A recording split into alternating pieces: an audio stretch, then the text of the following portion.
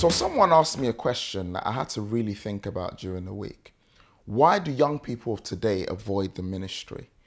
And in fact, having to answer that question meant I had to reflect on myself and why I wanted to avoid the ministry for as long as I possibly could before it eventually came.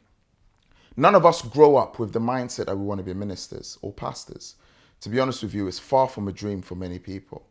And when you actually get on a career path and you're actually on a journey that you could see is going to be earning you loads of money, it's going to be setting up your family, there's no destabilization and there's no uncertainty, it is even harder to accept a call into ministry.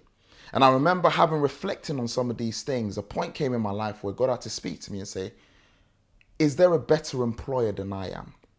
And I had to think about it because I've worked for various companies, and yet I could truly say that none of those employers are better employers than God was.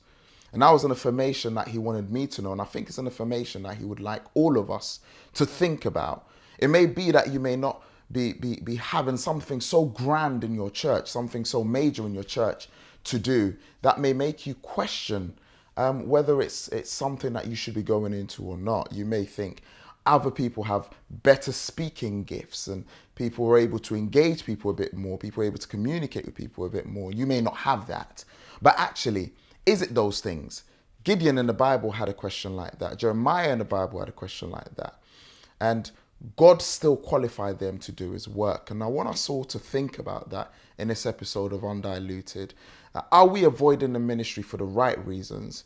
And are we thinking about God as the best employer there is out there? If you have that call, then I would say open the door to it. So that's it for me for today's episode. If you haven't subscribed already, then do hit that subscribe button and hit the bell as well. But if you have, then yeah, let's carry on and follow me on this journey of being undiluted. Stay tuned.